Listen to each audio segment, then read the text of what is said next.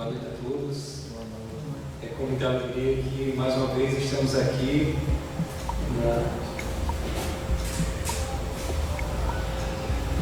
nessa casa espírita, da Sociedade Esperancense de Estudos Espíritas, ou é o inverso, né? Sociedade de Estudos Espíritas Esperancense. Muito é, né? Para trazer mais essas reflexões. É uma alegria muito grande estar aqui nessa cidade de Esperança. Até pelo nome dela, né, a gente já sente uma alegria estar aqui, porque a Esperança, né, é uma das virtudes que Paulo nos recomendava, o apóstolo Paulo, né? Uma das grandes virtudes, né, além da caridade, a esperança e a fé. A gente está trazendo essas reflexões hoje, um nome bem inusitado que a gente colocou: conduta espírita versus fake news. É porque a gente se motivou a fazer esse trabalho. A gente vive numa realidade hoje onde a notícia se propaga muito rapidamente, né? E o que seria a fake news? Se não uma mentira. Fake news é a falsa notícia. A falsa notícia é uma mentira. E assim, eu fico pensando se no decálogo mosaico, né, os 10 mandamentos de Moisés, se chegasse hoje, então aquele mandamento seria: não compartilhe fake news. Não é isso? Porque parece que tem alguns psicólogos explicam que a gente tem uma tendência mórbida de espalhar essas notícias. E aquela velocidade, porque você toma o celular na mão e chega aquela notícia e a preocupação é logo disparar aquela notícia o mais rápido possível. Mas o outro ponto que a gente motivou essa reflexão é a questão que a gente se viu envolvido, e até algumas cidades do Brasil ainda estão hoje vivenciando, né, que são os embates políticos. E nesses embates políticos, principalmente nas eleições passadas, né, que a gente viu essa questão da fake news ficar muito forte, né? Então eu sou do partido X, aí eu recebo uma notícia falando do candidato do partido Y, e é uma notícia negativa, recebo no celular, via WhatsApp, Facebook, e eu não passo nenhum filtro. Não, está falando mal daquele candidato, então é verdade, eu passo para frente, e assim vai distribuindo aquela notícia que não é verdadeira. Aí tem uma literatura que é da obra de André Luiz, daquela série de André Luiz, chamado livro Conduta Espírita. Esse livro é bem interessante porque ele, como o título diz, conduta espírita. Em cada capítulo ele vai dizendo a sua conduta em determinada área, na família, na política, nos embates políticos, que é o tema de hoje, né? O capítulo de hoje, na sociedade, na tribuna, na imprensa.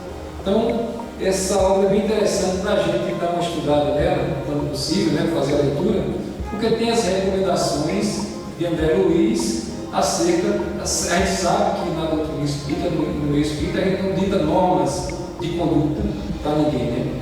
Gilberto não sai daqui da palestra, ninguém vai dizer, o Evaldo sai aqui da casa espírita, ninguém vai estar policiando o Evaldo se ele vai estar fazendo o que ele quiser na vida.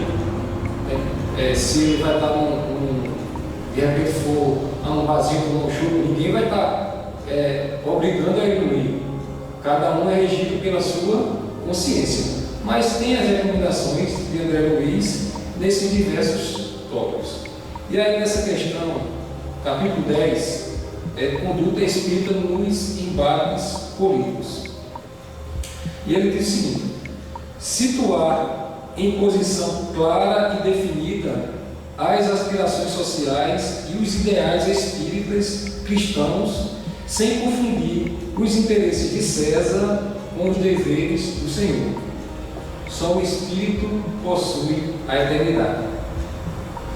Distanciar-se do partidarismo extremado. Paixão em campo, sombra em tudo.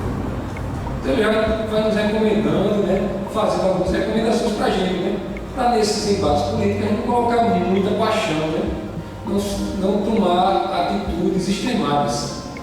E qual é a consequência que ele vai dizer? Quando há muita paixão envolvida, então tem muita sombra em volta. Depois, em nenhuma oportunidade, transformar a tribuna em palanque de propaganda política, nem mesmo com sutilezas comovedoras em nome da caridade. Então a gente sabe que isso é um consenso aqui no meu espírito. Ninguém vai permitir que alguém faça o uso da tribuna aqui na Casa Espírita para fazer propaganda política, nem de partido A, nem de B, nem de C. É isso? Aí ele diz que o despistamento favorece a dominação do mal. Cumprir os deveres de cidadão e eleitor, escolhendo os candidatos aos postos eletivos, segundo os ditames da própria consciência, sem, contudo, elear-se nas malhas do fanatismo de Grey. Discernimento é o caminho do acerto. É o que poucas vezes a gente vê no cenário de uma disputa política, né? A gente ter essa racionalidade. Quantas vezes a gente vai para depositar o nosso voto, o nosso direito de decidir o destino da nossa cidade, do nosso estado, do nosso país, em troca de um cargo, em troca de, tem gente às vezes, de um saco de cimento, de um milheiro de tijolo, e por assim vai o emprego. Repelir acordos políticos com o empenho da consciência individual, pretexto em defender, repelir acordos políticos que, com o empenho da consciência individual, pretexto em defender os princípios doutrinários ou aliciar prestígio social para a doutrina em troca de votos por solidariedade a partidos e candidatos. O Espiritismo é o que André Luiz recomenda, não pactua com os interesses puramente terrenos. Não comerciar com o voto de companheiros de ideal sobre quem sua palavra ou cooperação possam exercer alguma influência. A fé nunca será produto do mercado humano. Por nenhum pretexto, condenar aqueles que se acham investidos de responsabilidades administrativas de interesse público, mas sim orar em favor deles, a fim de que se desincumbam satisfatoriamente dos compromissos assumidos. Para que o bem se faça, é preciso que o auxílio da prece se contraponha ao látero da crítica. Como é que a gente consegue? É muito difícil a gente se lembrar de orar por um político, né? De orar para um prefeito, para um governador, ou para o presidente da República, ou deputado ou senador. A gente sempre acha que eles não merecem a nossa prece, né? Mas a gente sabe que eles só estão naqueles cargos. Primeiro, eles não são alienígenas. Eu gosto de dizer isso para alguns amigos lá em Areia, assim, quando a gente conversa sobre questão política. Eu digo, olha, nenhum político ele desceu do céu feito um alienígena, não veio no OVNI, não. Eles são no meio da sociedade. Então, eles são produto da nossa sociedade. São reflexos. Só que a gente sabe, como Cristo disse a César, nenhum poder foi dado a ele sem que fosse da vontade do Pai. E as responsabilidades que essas pessoas que ocupam cargos públicos têm diante da espiritualidade é muito grande. Muitas vezes eles não percebem isso. Só que por isso que a gente precisa orar por eles. Porque eles estão investindo lá com muita responsabilidade sobre vida de pessoas. A gente imagina uma pessoa que ocupa um cargo onde ele tem disponível milhões de reais destinados à saúde, e ali ele desvia e, em consequência, desviou milhares de pessoas do mundo.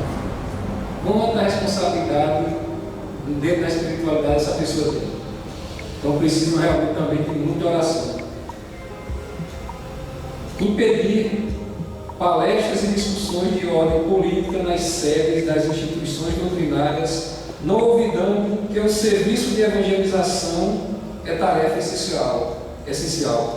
A rigor, não há representantes oficiais do Espiritismo em setor algum da política humana. Nenhum servo pode servir dois senhores. Jesus, no Evangelho de Lucas, capítulo 16, versículo 13. Então, não há representantes da doutrina espírita no cenário político. A gente sabe que tem alguns políticos que são espíritas, né? A gente tem um senador, pelo menos um que eu sei que ele é espírita, né? O senador Eduardo Girão, lá do Ceará. Mas a gente não tem nenhum representante da doutrina espírita e ele, muito sabiamente, não se diz representante do espiritismo lá dentro do Senado. Então, tem umas historinhas que eu gostaria de compartilhar conosco hoje a respeito dessas fake news. Então, o espírita ele deve ter a conduta, segundo o Luiz, de não procurar espalhar a fake news. Porque a gente pondera na questão de Kardec. Será que Kardec, se ele fosse trazer a codificação espírita para a humanidade nos tempos de hoje, ele não iria fazer uso dos recursos que a gente tem hoje? Então ele ia fazer o uso da internet, ia fazer uso do WhatsApp, ou do Telegram, ou das redes sociais, de qualquer rede social. Se fosse hoje, com certeza ele ia fazer uso, porque são os recursos que se tem hoje. Naquela época da codificação, a gente só tinha o recurso do livro e da própria imprensa, e foi o que Kardec fez uso, muito sabiamente. Só que, o que é que acontecia com Kardec? A gente sabe que ele recebia as comunicações dos espíritos no centro espírita, que ele, na sociedade que ele instituiu, né, a Sociedade para a Ciência dos Espíritas, e também de diversos centros espíritas espalhados no mundo. Kardec recebeu mensagens na codificação de mais de 1.000 centros, quase 1.000 centros espíritas espalhados pelo mundo. Então isso vinha através do correio, né? Vinha através da imprensa. Era o meio que ele tinha para receber essas mensagens. Mas qual era a conduta de Kardec ao receber isso? Ele passava por alguns filtros, que depois a gente vai falar mais na frente, que é isso que a gente não passa. E tem uma historinha que a gente ilustra muito bem isso, essa questão da gente pegar, receber uma história, uma mentira, uma fake news, e a gente ir passando, que eu acho que talvez vocês conheçam, mas a gente vai repassar aqui mais uma vez. É a história das 3 peneiras de Sócrates. E essa história conta que um homem chegou para Sócrates, né? E Sócrates, eu estou falando, né, não é o jogador de futebol do Corinthians que ela torce, não. Torcedor do Corinthians. É o filósofo Sócrates, filósofo grego. Chegou para Sócrates, esse cidadão, e disse: ó Sócrates, eu estou querendo contar uma historinha aí com um amigo teu, um amigo seu, uma fofoca, né? Aí Sócrates chegou para ele: peraí, espera um pouquinho aí. Antes de você me falar essa história, você que passou essa história pelas 3 peneiras? Aí ele olhou assim e disse: que é isso, Sócrates? Que história é essa de 3 peneiras que eu não sei? Aí Sócrates falou para ele assim: vamos peneirar o que você vai dizer. Nós devemos usar 3 peneiras. Primeiro, a primeira peneira. Primeira peneira. Você tem certeza do que você vai me dizer a respeito desse meu amigo? É verdade? E ele respondeu: bom, Sócrates, olha, eu ouvi dizer isso. Eu não sei bem se é verdade, não. Mas que eu ouvi dizer, eu ouvi. Aí então Sócrates disse: não. Pela primeira peneira, a história já está passando. Nós vamos para a segunda? Vamos para a segunda peneira? A segunda peneira é a peneira, a primeira foi a peneira da verdade, e não passou. E a segunda peneira é a peneira da bondade. Então, Sócrates fala para ele, com certeza, essa coisa que você está me querendo contar desse meu amigo é uma coisa boa. E aí ele respondeu, eu não sei, né? Eu acho que não é coisa muito boa não. É porque a gente tem como eu disse no início, essa morbidez para espalhar uma notícia. Mesmo que a notícia seja verdade, será que ela é boa? Será que é conveniente a gente passar essa conversa à frente mesmo nesse período que a gente vive? Das ferramentas tecnológicas que a gente tem, elas facilitam a comunicação.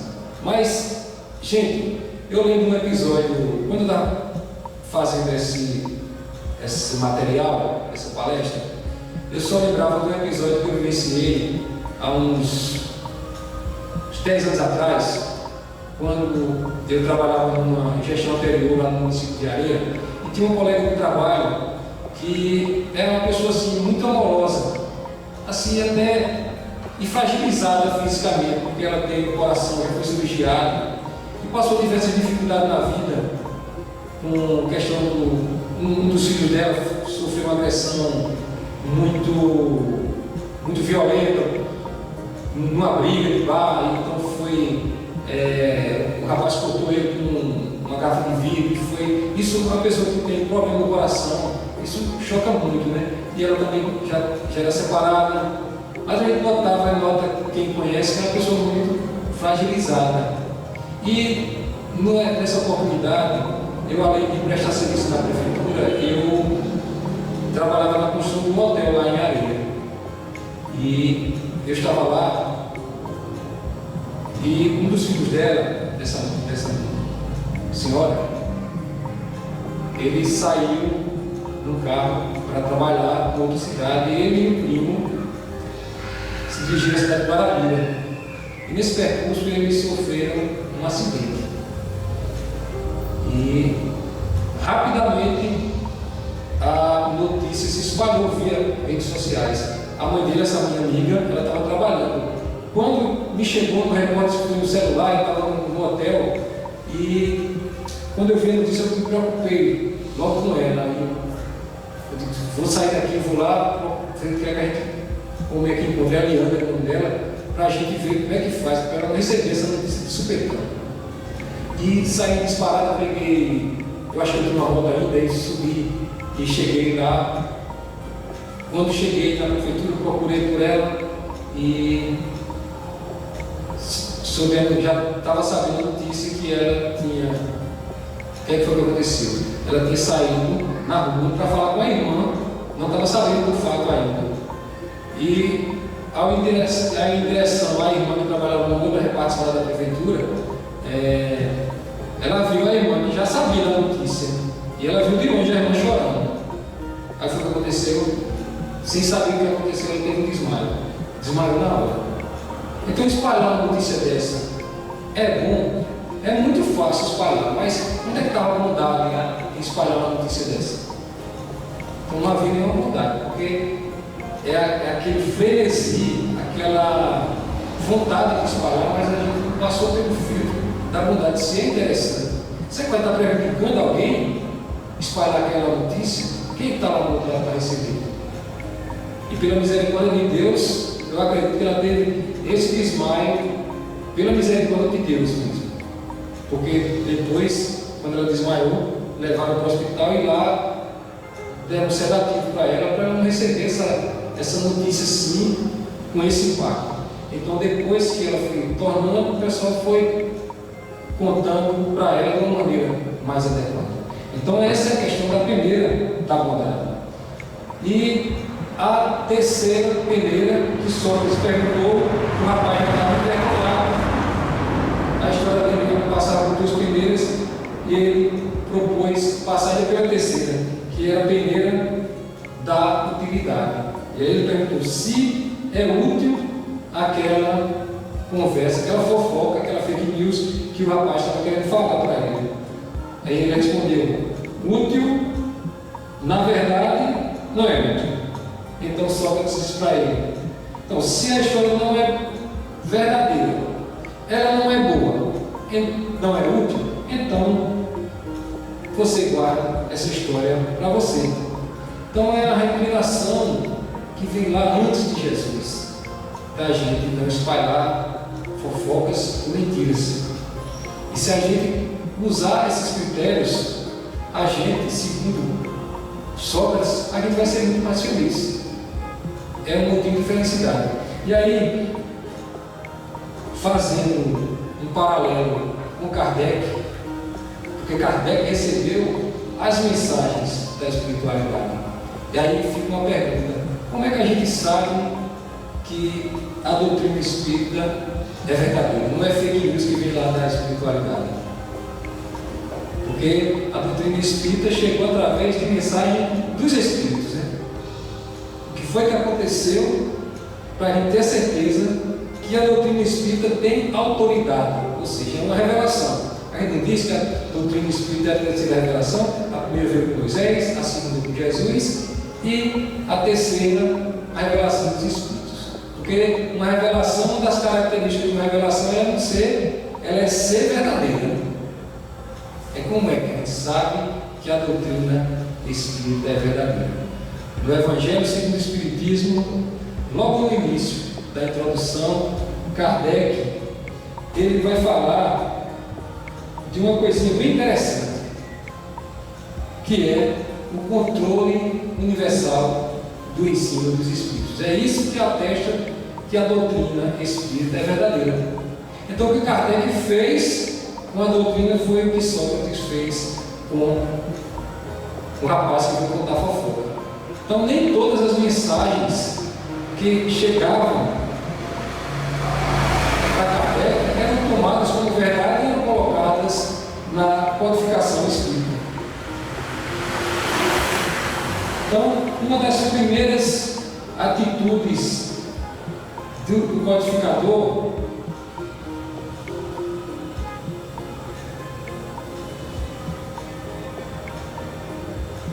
era passar por esse filtro, saber se aquela mensagem era verdadeira. E a segunda postura de Kardec, ou seja, era passar pela peneira da verdade. Depois, se aquelas notícias que vinham da espiritualidade, se elas eram boas. E por fim, Kardec olhava se aquelas mensagens tinham utilidade. Daí para frente, quando ele passava em resumo por essas três peneiras, é que ele passava a publicar, principalmente no Evangelho segundo o Espiritismo, que a gente sabe dessa obra que a gente tem as passagens, os ensinos morais de Cristo, é isso? Corroborados, mostrando que são concordantes com os ensinos dos Espíritos. Então, os ensinos da espiritualidade, eles corroboram com aquilo que Jesus ensinou, e além disso, a gente tem os comentários judiciosos do codificador. Então, eu fiz algumas anotações aqui no Evangelho a respeito desse critério que Kardec tinha. Na parte introdutória, ele diz o seguinte: um homem pode ser enganado, pode enganar-se a si mesmo, são trechos. Já não será assim quando milhões de criaturas veem e ouvem a mesma coisa. É uma garantia para cada um e para todos. Depois, ele diz o seguinte, a respeito da recepção das mensagens da espiritualidade. Se tivesse havido apenas um intérprete, por mais fervoroso que fosse, o Espiritismo mal seria reconhecido. E mesmo que esse intérprete, qualquer que fosse a classe que pertencesse, teria sido objeto de prevenções de muita gente, e nem todas as nações o teriam aceitado. Mais na frente, aí ele diz: essa universalidade de ensino, no ensino dos Espíritos, faz a força do Espiritismo.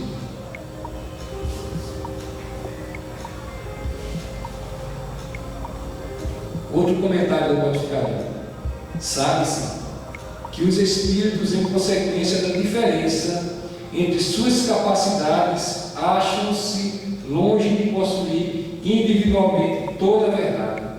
Não é dado a todos penetrar certos mistérios, que o saber de cada um deles é proporcional à sua depuração, e que os espíritos vulgares não sabem mais que os homens, e até menos que certos homens, que há entre eles, como entre os homens, presunçosos, pseudo-sábios, que julgam saber o que ignoram, cultores de sistemas que tomam por verdades as suas ideias, enfim, que só os espíritos da categoria mais elevada, os que já estão completamente desmaterializados, se encontram libertos das ideias e preconceitos terrenos. Então Kardec passou um filtro, passou por essas peneiras, tudo que ele recebeu. Então ele sabia que os espíritos não sabem tudo. Tem aqueles pseudo-sábios, tem os enganadores, tem aquela questão de um médium receber a mesma mensagem, várias mensagens concordantes através de um médium só. Ele pode estar sendo vítima de um espírito enganador, atribuindo a si mesmo vários nomes. Então, onde é que está o critério da verdade da doutrina? Na universalidade do ensino. Então, a mensagem chegou de diversos centros espíritas espalhados pelo mundo todo. E aí o Kardec passou por esse fio das peneiras. Passou pelas peneiras. E aí ele fala de duas peneiras que ele usou, na verdade. A primeira foi o controle. O primeiro controle que ele diz é o seguinte: da razão. O primeiro controle é incontestavelmente o da razão, ao qual é preciso submeter, sem exceção, tudo o que vem dos espíritos. Toda teoria em notória contradição com o bom senso, com a lógica rigorosa e com os dados positivos que se possui, deve ser rejeitada, por mais respeitável que seja o nome que o traga como assinatura. Então, você pode receber uma mensagem do Espírito assinado como o próprio Cristo, e com um linguajar que você pode até pensar que foi o próprio Cristo que escreveu. Mas se ela não passar por esse controle da razão, do bom senso, será que foi mesmo Jesus? Em diversas comunicações a gente sabe que chegaram para Kardec sendo atribuídas a Jesus. Só que a gente sabe que chegou pelo Espírito de verdade de Kardec, pelo linguajar, pelo conteúdo, coloca a possibilidade de ter sido conferida pelo Cristo.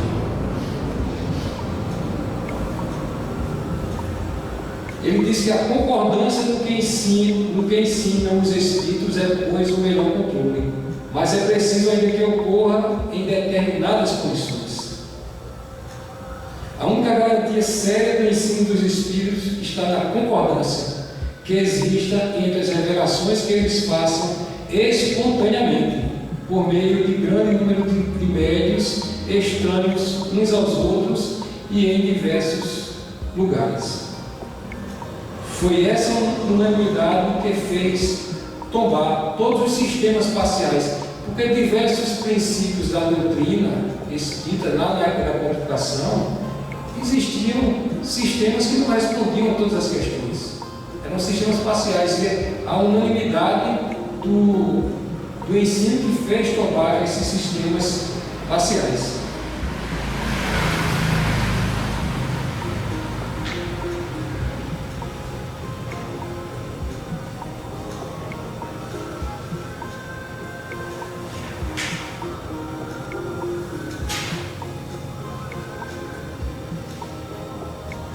critério que o codificador usou foi o princípio da concordância.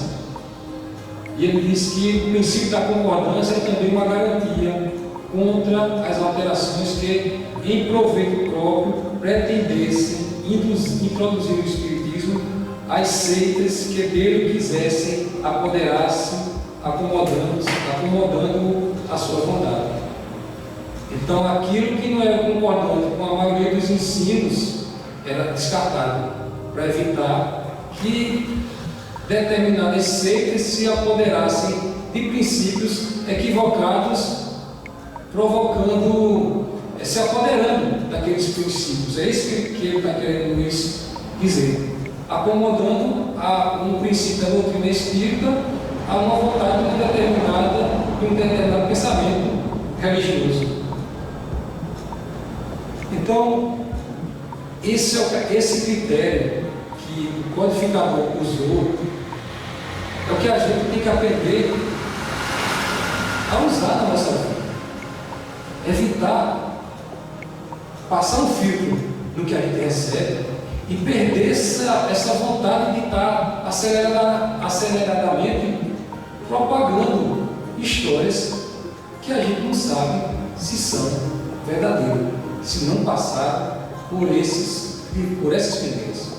Tem uma outra historinha para a gente finalizar o trabalho, que a gente sabe que o pessoal da mentira tem perna curta, né? E ela tem consequências. É a história de que um certo tempo, um jovem, ele levantou um falso testemunho e inventou uma história repleta de meias verdades, ou seja, uma fofoca, e essa fofoca se espalhou na comunidade, prejudicando uma pessoa.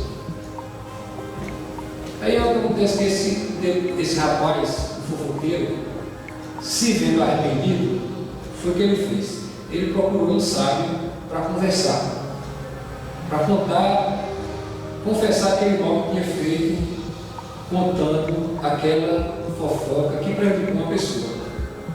E aí o sábio atendeu ele calmamente, mas perguntou: você está realmente arrependido do que você fez? Você está realmente arrependido desse ato?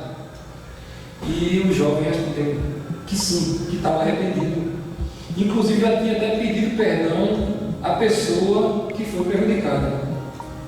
E aí foi que o sábio respondeu para ele: bom, já que é assim, você está arrependido, eu vou pedir para você fazer o seguinte: você vai pegar um travesseiro de penas, você vai subir lá no alto daquele monte, tinha um monte, suba no alto daquele monte, rasgue o travesseiro e solte as penas ao vento. O jovem ficou meio admirado, mas seguiu e foi fazer. Ele disse: só isso? Aí o sábio disse: sim, mas eu quero que você volte amanhã aqui para conversar comigo novamente.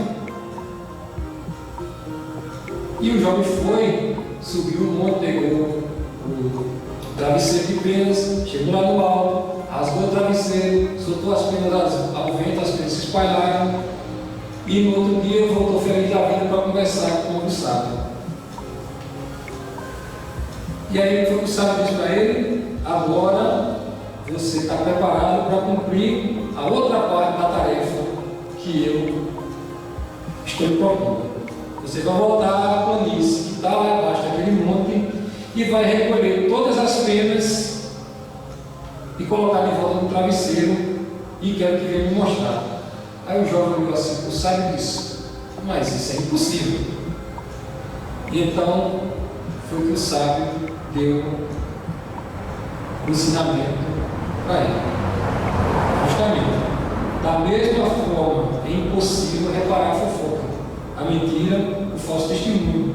Apenas, disse ele, porque a misericórdia de Deus é infinita, você poderá receber o perdão.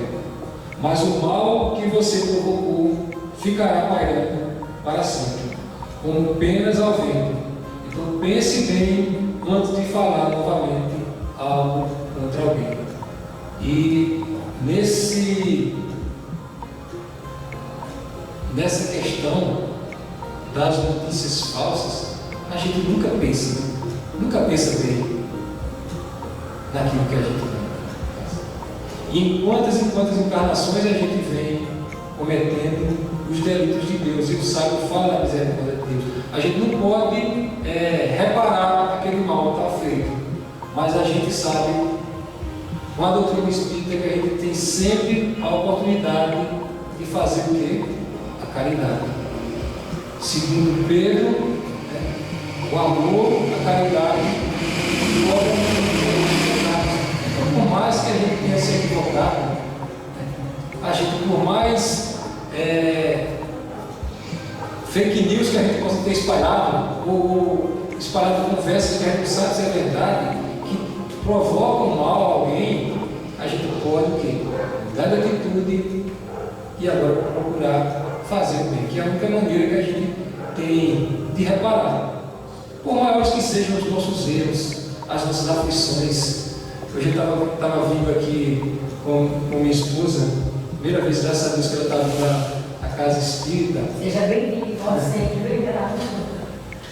Aqui em Esperança, né? Já veio 3 vezes, mas nunca ficou por ali pelos restaurantes, mas a primeira vez está aqui, graças a Deus, a casa. E nada acontece por acaso, né? Estamos aqui, a pequena quantidade de desencarnados, mas a gente encarnados, mas a de desencarnados é uma multidão. O trabalho aqui na casa espírita não se encerra em nós que estamos aqui revestidos do corpo físico. Tem uma multidão de espíritos necessitados, é isso, e também uma multidão de trabalhadores a serviço do Cristo, dando a cada um de nós aquilo que nos é necessário, aquilo que nós precisamos. Jesus se fazendo presente nessa casa. As paredes físicas dessa instituição não são o limite dela. Um universo se abre aqui, se expande essa casa, que espalha amor para todos nós. E não é Gilberto, não é Valdo, é Jesus que está aqui, através dos seus emissários. Se a gente sintonizar com Ele, se a gente colocar as nossas aflições, as nossas dores nas mãos de Jesus, porque Ele não espalhou fake news. A gente sabe que Jesus alguma vez mentiu. Alguém tem alguma notícia dele ter mentido? Não. E o que Ele disse? Colocasse nele todas as suas aflições e Ele vos aliviaria. Com a convicção que a gente tem da doutrina, a gente sabe que Ele alivia. Então, esqueçamos os problemas, entreguemos os nossos problemas a Ele. Muitas vezes a solução não é aquela que a gente está esperando, mas ela vem. Só colocar ali. Porque, como disse, Jesus não espalhou fake news. Jesus, quando eu fiquei pensando nessa história da fake news, eu pensava assim: Jesus não é atalho, Ele disse que era o caminho.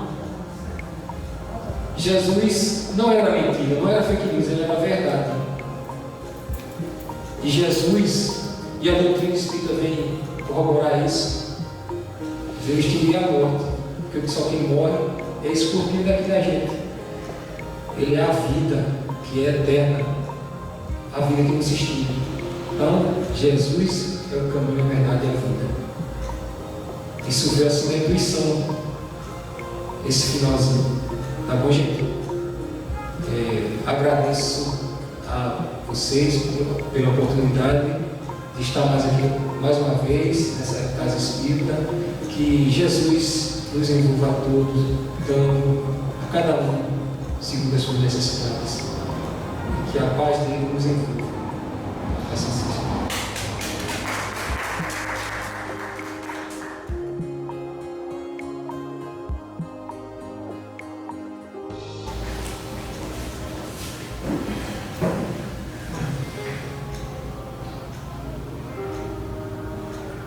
Senhor da vida, Deus nosso Pai, causa primeiro de todas as coisas,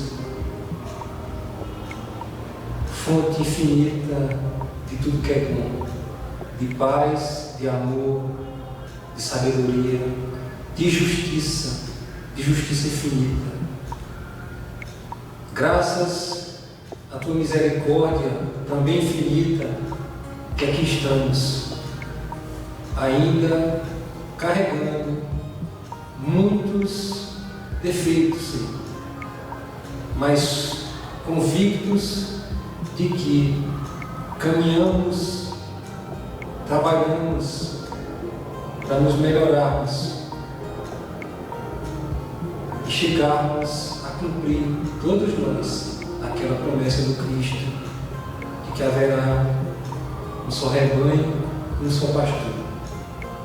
Todos carregamos mazelas de encarnações pretéritas que precisamos trabalhar hoje para nos melhorarmos, para passarmos pelas provações que nos destes, segundo as tuas leis infinitas e justas.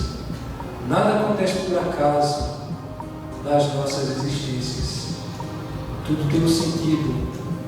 Muitas vezes não conseguimos enxergá-lo. Só a tua divina onipotência consegue perceber todos os meandros que envolvem a existência de cada um de nós. E graças à tua misericórdia infinita que aqui estamos, ó Deus, a quitar os nossos débitos. Então, só temos a Ti, ó Deus, a agradecer pelo dom da vida. É o primeiro obrigação da nossa gratidão. Agradecer pela oportunidade reencarnatória, agradecer pela nossa família, agradecer pelo Cristo Jesus, amigo de todas as horas, que nos enviastes há 2 milênios, sofreu o martírio no madeiro por cada um de nós, para que sua mensagem de amor se espalhasse por toda a humanidade, hoje, desde 2 milênios e sempre, jamais esquecida. Como disse no trabalho, que coloquemos as nossas dores, as nossas aflições em Jesus, nosso amigo de todas as horas e sobretudo daquelas mais difíceis. Agradecer pela essa oportunidade, ó Deus, que aqui está. Nos abençoe, nos envolva a todos no seu amor e que possamos retornar aos nossos lares na paz de Jesus. Assim seja.